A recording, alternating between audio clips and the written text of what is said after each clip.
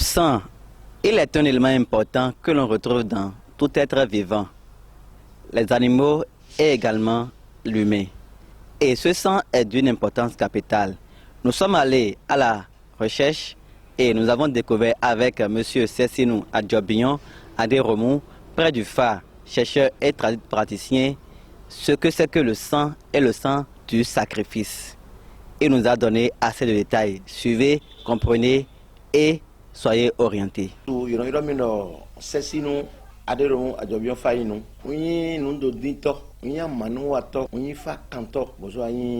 Podopoto, oui, canto, misé hunlo, ni d'azon à gagner même le beto si ni nomenonyo, yo no tina beto, boenando yi, bogoa, ni zon zonde, enando huno do yi wazon, unwazon wa mino kenbo, we don de vidi, unwazon bo, kenbo do hodo, unwazon bo ndo huno singando wazon, unwazon bo, ni e do hono mina senwe do ete, unwe d'azon wa, unwe to la mito mene, de mi beto le dolo, to la mito mene, mo kanile lo su dodo, kanye to zumele ya. Quand il était au bord de minutes, il faut que les gens aient été tombés. Au fond, il y a une pataki de Minaso Dondo, à Horizon Water, Dondo Togale, mais d'où on tourne la main. Donc, on est des timos, il est donné non non. Et même les poids non. Bon, on est né une pataki. Bon, Minana do on est vimiton là. Minana on est. Bon, do on est assis miton là. Minana on, do on est minon ville. Doni est comment à on est gagné. Odo hunle mene di alo mino jai trolo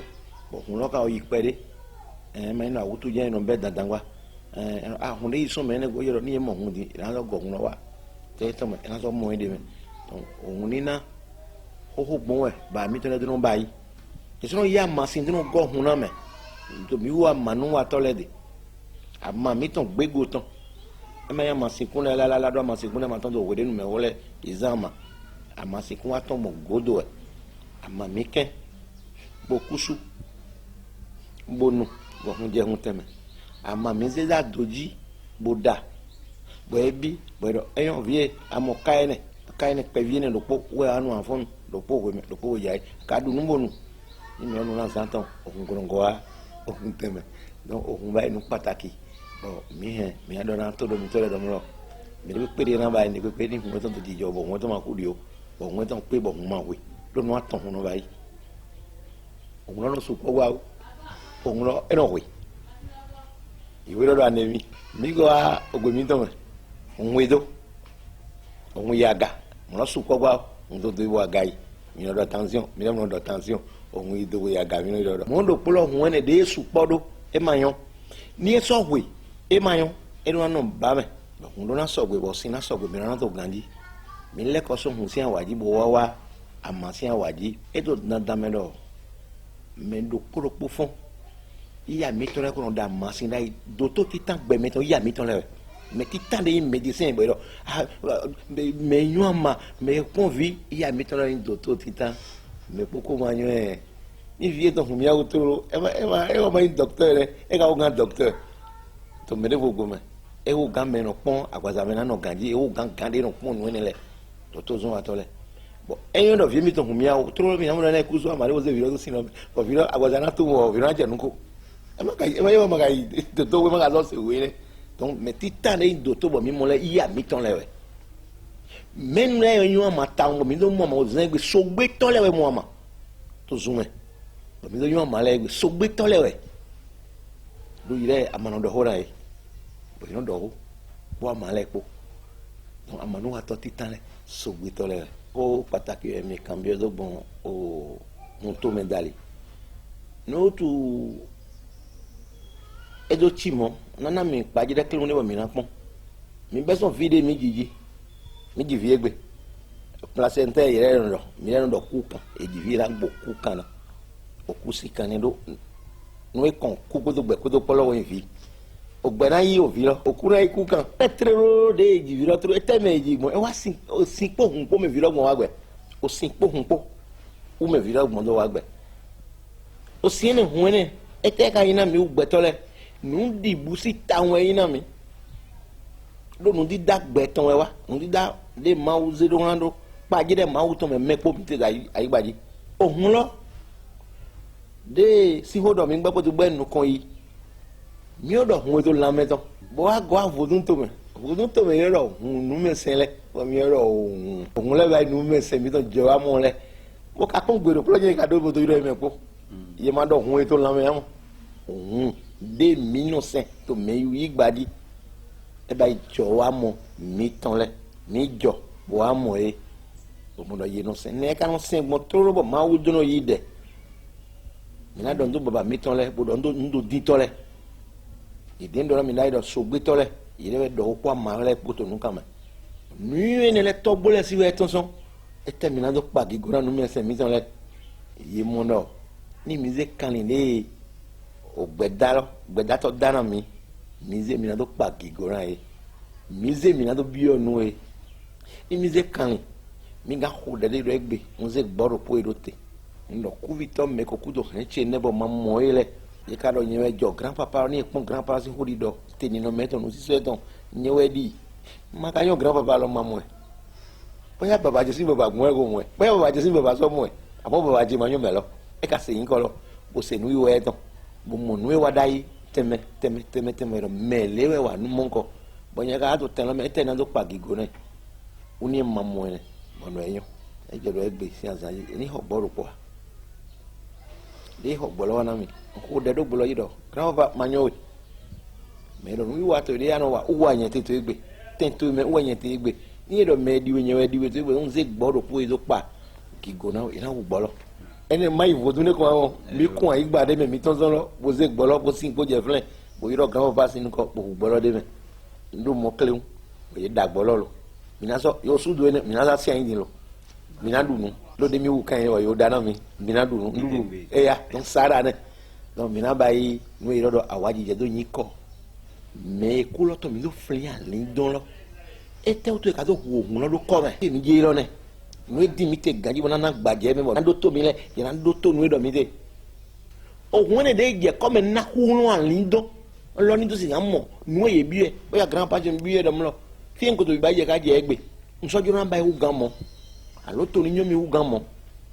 alo nu ko yini tina mi do aso ti mi ugam amomo do gbodo ko ina do pagigo ne ohun de de me de je ko mi lo di po wan lin do wotan ti mi lu la mi do ohun de gbe je ko mi lo nu e di an lin do ku vi tero ton te e une mai vodo ne we ayo ni sin do ko ji bo kun do mi do bo ga ho de e ho lo po godo mi je fun mi ze hi mi wu kan le mi do vodo e ni da nu e di wote lo wa yin ohun lo ni hun lo je ko me parce que des doku comme ouais attention bodo wa gbe donc o comme u gbe to leyin ni so leko mo se no gobio ko loglo u e to dandan mo ni ko pede mi na bai ayi gbaji je no bai do ni mo ni o mun ni ko pede mi na se ayi gbaji na bai do e to so ayi gba mi do wa gbe wa yin gbe to bo nu mesen de yiro lo le ayi gbaji je sote u e so mi do nze kanli bon hu gbaji le titane e to dandan mo mi na hu kanli le kokolo juro mi mina hu ogbo juro mi mina hu oyin juro mi mina hu papa e juro mi mo mina hu ya tro ya wane ya no gbenya wa he alo yin kan le da fo ene mi e mina hu mi ga wa chu glenzi ye no tondo zame e mi gan hu budu si gan ba isi se e te to do yimo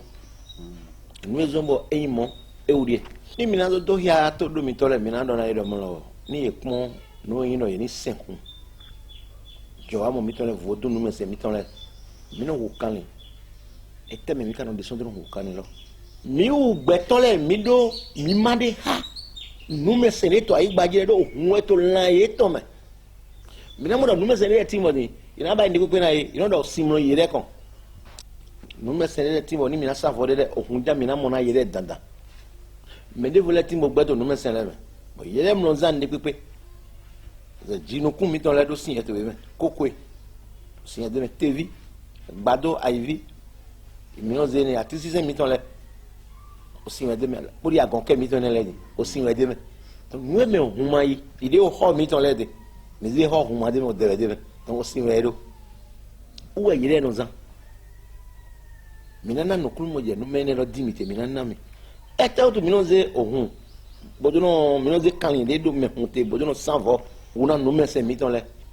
no me se ka so tin bo mi na ba ni pepe ne òun lọ́jà mi náà ṣe jẹ́ kàn but èyí ẹ̀ náà wà sọ ẹ̀ tán ẹ̀ tẹ́ tó tó ń sàn òun lọ́dẹ gbúdé mi jọra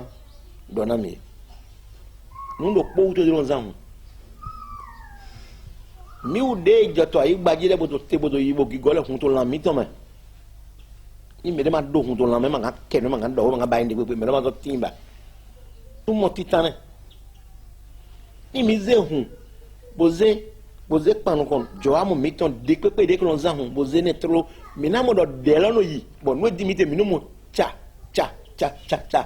do mi o do mi ma ohun lɔ tɔn to yɛlɛ mɛ bosɔtò mi lɛ mɛ bɔn ni hun lɔ jɛ yi e kɔnɔ sɔgbɛ ko mi yɔ so lɛ ko do yɛlɛ ohun yɛ lɔ zan ohun to na mi lɛ tɔn mɛ mi wa wa wetɔ yi dɔ si wɛ yi na zan ne ze gbɛtɔ do kolo te o si to la yi tɔn mɛ ohun to la yi tɔn mɛ e dɔ ohun to mɛ ko mɛ yẹn tó àtàn wéwé o siene dedo lami tọmẹ uwe na mi jọjẹ kọndo pọtọn lọ vodun de mlọ yi ohun mi yi sin do wà nẹ ẹ na sọ gbogbo mi kú mi zi àti sísẹ do wà nẹ do sin ẹdẹ mẹlẹ de nakpa jẹrẹ agànkẹ tán do fiye sin gbọn ya agànkẹ o mi ma yọ ẹ tọ mi zi ni kílẹ̀ ń mi na dọ̀ na mi dọ̀ mọ́ lọ kọndo pọ̀ ẹni de ti to mi mẹ uwe zọn mi kpọ́ vodun mẹsẹ̀ de do gbẹmẹlẹ kó pátápátá mi na mọ́ dọ̀ nugbo de ti bɔ sim no yie kɔn akawe no yie kɔn de voleti ni ye ma mo si ami no adze danwe o dan edo fi agbe egbe si na zan de vle abain le pepe si na zan vle o ye de mi jiro ayoro ye wo de si no komiga de ni yire ma mo nu emi le ne le yire mo wa irun si o ni pepe de na do mi de vle ye ma ke ndo goran amo wo de no ye mo do to mi wa tro bo wa aha ami osi atikunle sɔgbe wòye mo trolo le demi zɛ obi xɔ lɔ me wɛ yewo mo dɔ mɛ emi lɛ gbe wɛ tɔ tɔntɔ kle mo enu mi kan biɔ vodun na enu dzɔ diɛ ni adze vodun de gosi sɛmɛ vodun bana hoe parce que akɔ yɔ nu vɛ mi to akɔ mi tɔmɛ bɔn vodun mi tɔmɛ yin wana aka yi don lɔ te yirɔ ni awa nu ye nɔ wa ana mɔ nu ye yemlɔmɔ mayɔ ìpèjà yìí jọ àmọ mi dán yé mọ nàgbélé sẹsínú fáìnù ndọ̀ndó tóbi bẹ̀rẹ̀ tán lẹ̀ pọ̀ dọ̀ kílẹ̀wù mẹ́ dàgbénátì náà fi mi tán tó gbódò rẹ̀ àti mi tán lẹ̀ mí náà fi rẹ̀ yíyà mi tán mọ̀láwó bàbá rẹ̀ dàgbénátì náà yẹn sọ gbọ́ àmọ mi bẹ̀rẹ̀ pé ìjọba 10 janvier rẹ̀ yà tó gan ìdè tó gan ìwọ̀n náà wò nínú sẹ́lẹ̀ rẹ̀ gbígbọ́ mi tán náà tó tẹ̀ ká mi náà dùn dédì ìjọ náà ti. Chers amis, nous voici à la fin de cette émission. Notre émission Rocambio d'aujourd'hui a révélé la réalité sur le sang et le sacrifice du sang. À la prochaine.